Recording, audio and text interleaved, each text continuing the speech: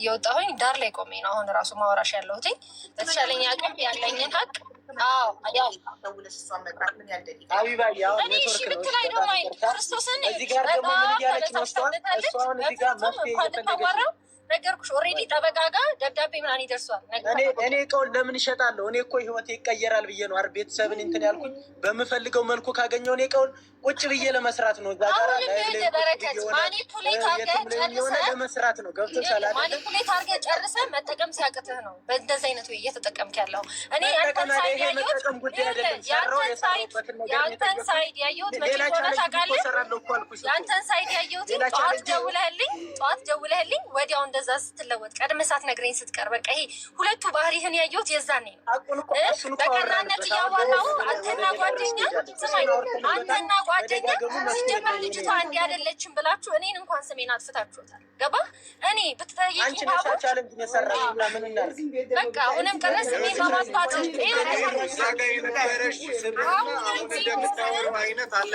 አሁንም ቢሆን የሜሪ ቦንዳንም ስም በማጥፋት አንፎሎ ቻሌንጅ በማስጀመር እስቲ ቦንዳ ቤት ለሌላ ሰው ብንሰጥ ወስነናል። እሱ ብቻ አይደለም ከዚህ በኋላ ማለት ነው እናንተን በህግ በፈለጋችሁት መንገድ መሄድ ትችላላችሁ። እኔም ከዚህ በኋላ አንድ ቦታ ስሜን በመጥፎ ብታነሱት እናቴ ትሙት በህግ ነው።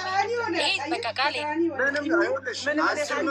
ያልተባሉ ነገሮችን አሁን ቪዲዮ በስነ ስርዓት አቀናብረሽ እኮ እያየ ያልተባለ ነገር እንዴ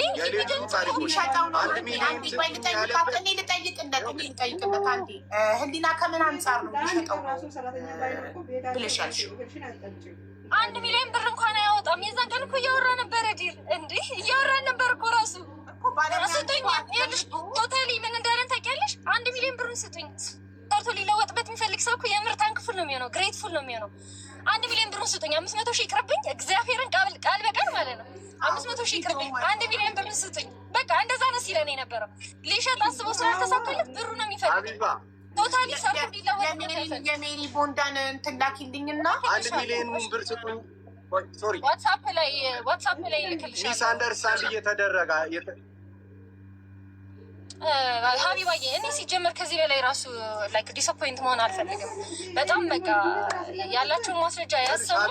ሚስ አንደርስታንድ እየተደረገ ነው የምልሽ ይህንን ነው። 1 ሚሊዮን ብር ስጡኝ ያለው ለምን እንደሆነ ላስረዳሽ። አሁን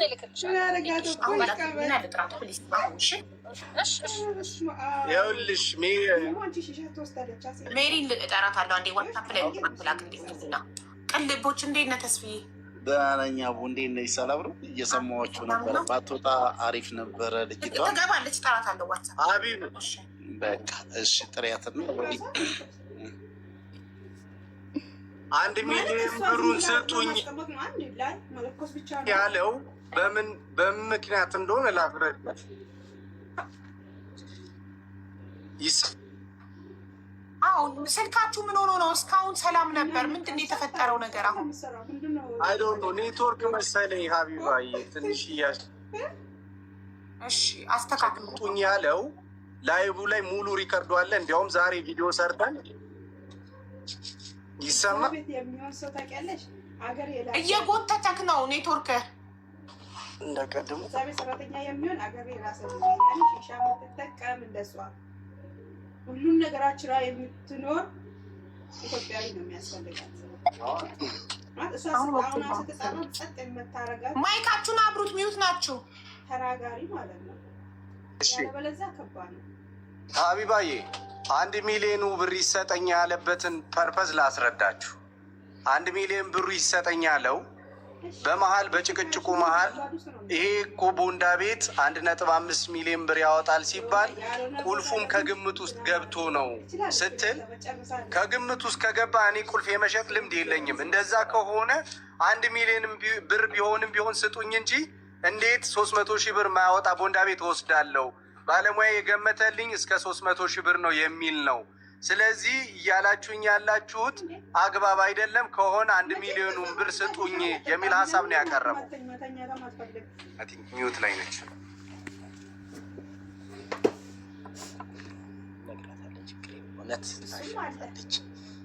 አይ ምንም አትስጥፍ፣ ምንም እኮ ችግር የለውም እኮ። ለምንድን ነው አልሰማችሁም? ህዝቡ እየሰማችሁ ነው እኮ የምታወሩትን። አዎ አይ ሀቢባዬ እዚሁ እንደዚህ ቢ ፕሮፌሽናል እና ፕሮፌሽናል የሆነ ነገር ተናገሩ።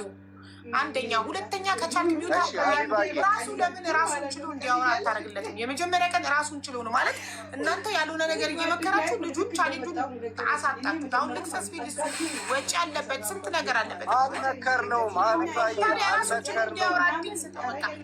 ሁሉም ሀሳቦች ሀቢባዬ ሁሉም ሀሳቦች ከራሱ የመነጩ ናቸው። ስጋት አደረበት።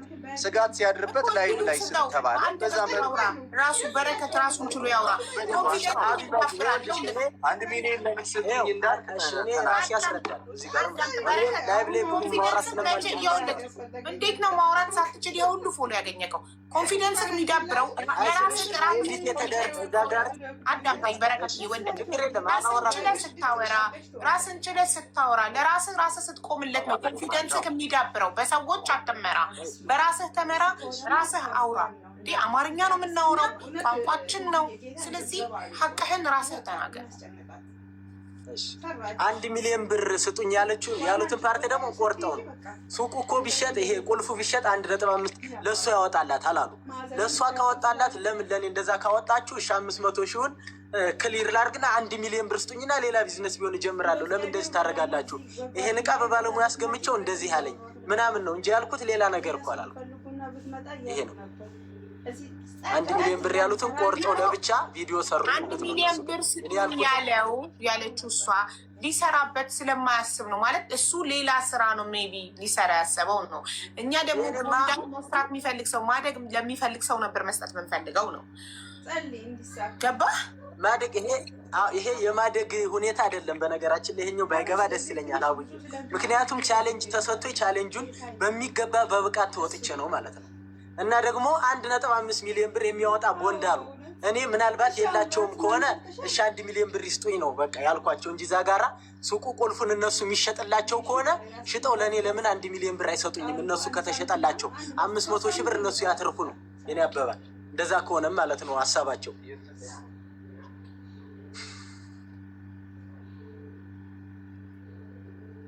አንድ ላይ የሚመጡት ከሳሪ ጋር ማን ነው ቀድሞ የሚመጣው?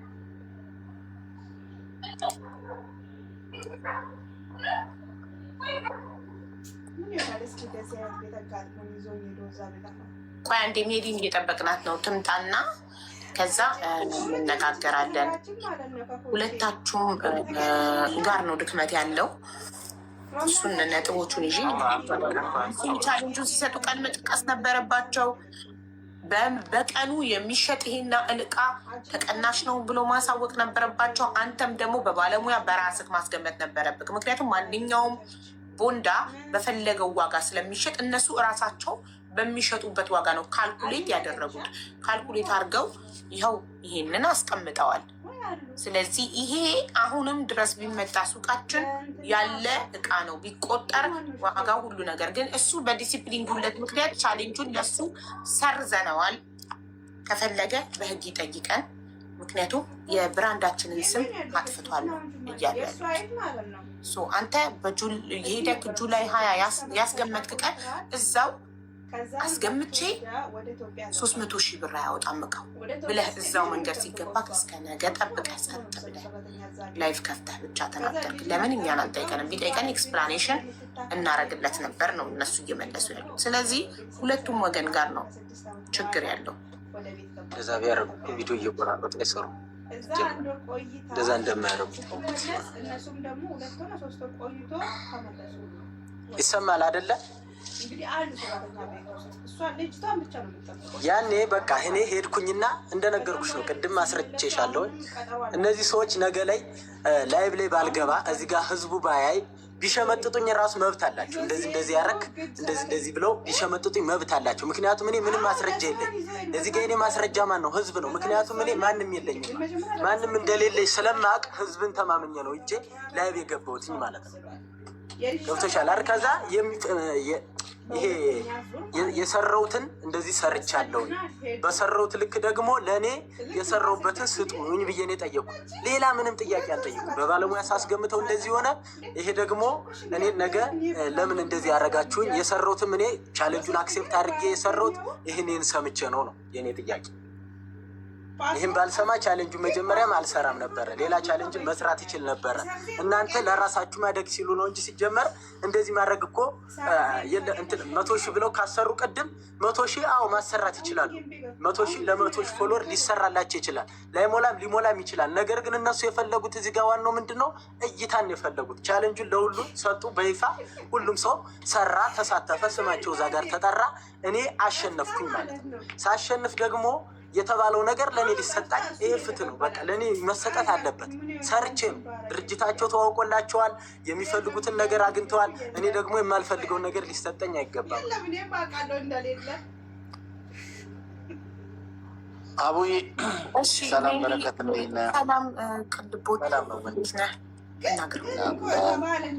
የሚመጡ መስሎኝ ነበረ እንትን ያልኩት መለሰችልኝ። አሁን እጅግ በጣም ይቅርታ። እኔ ሶሻል ሚዲያ ሰው አይደለሁም። ሶሻል ሚዲያ ላይ ወጥቼ አውርቼ አላውቅም። እኔ ጉዳዩን በህግ ይዤዋለሁ። ስሜን አጥፍቷል፣ በህግ ይዤዋለሁ። ጉዳዩን በህግ ነው የምጨርሰው።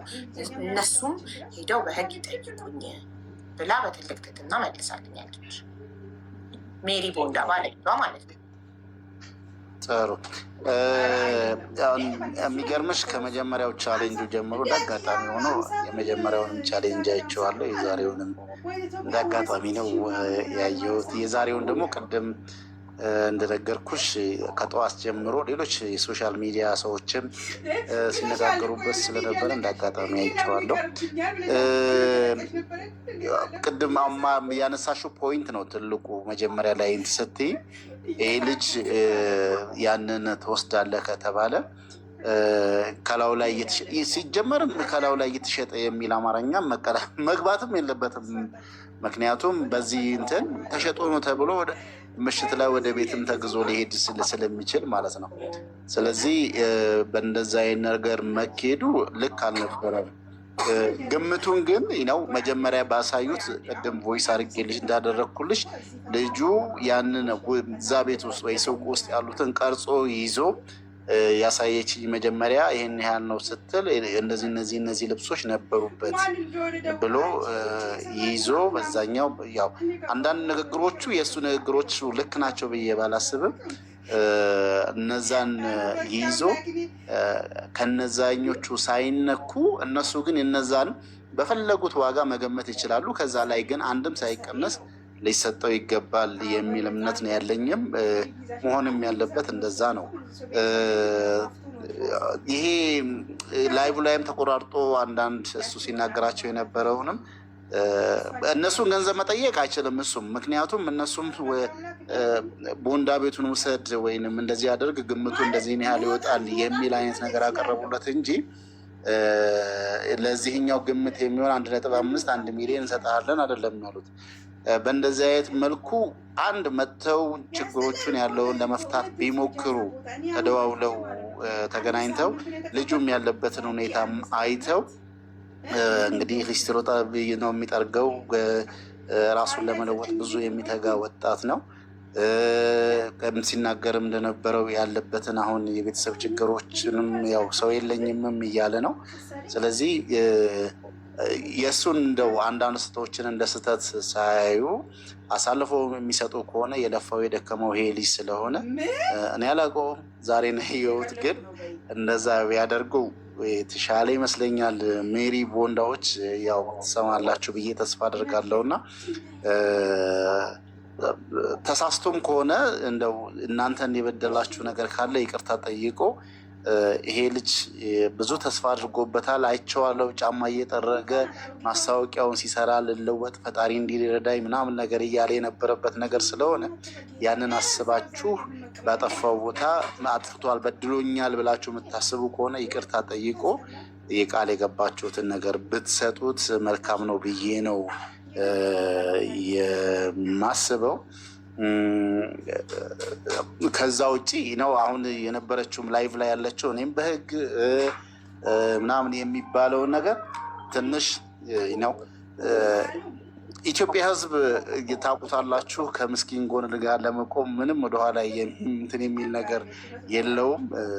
እንደ ቅልቦችም ከሱ ጎን እንቆማለን። በዚሁም እንድትሰሙ ግን ነው ይህን የተገፋ ይሄ ወጣ እሱ የተናገራቸው ነገሮች ልክ ናቸው እያልን አይደለም። ልጁ ሲደክም ሲለፋ እናውቀዋለን፣ ሲሰራ ነበረ። አሁንም ነው አስባችሁ ለሌላ ሰው ያላልሰራ ከምትሰጡ ለሰራው ሰው ብትሰጡ። ደግሞም ሰርቷልም ደክሟልም። ሌሎች አሁን ያው ጓደኞች ሊገፋፉት የሚችሉበትን ሁኔታ ያየው። እነዛ ልክ ባይሆንም ልጁ ለፍቶ ደክሟል በጣም። ስለዚህ እንደዚህ አይነት ምስኪን እና ታታሪ ወጣትን ደግሞ ማበረታታቱን መልካምም ስለሆነ እናንተም በዚህ በቅንነት ይህንን ነገር ብትፈቱት መልካም ነው። ከዛ ውጭ እኔ የሁለታቸውንም ኮንታክት ባገኝና ሁለታቸውንም ባወራቸው ደስ ይለኛል። አቡ ይህን ነገር ለመፍታት ሞክሩ። ከዚህ በላይ ብዙ ባላወራ ጥሩ። አመሰግናለሁ። ደውልላት አንተ ተስፍዬ አሁን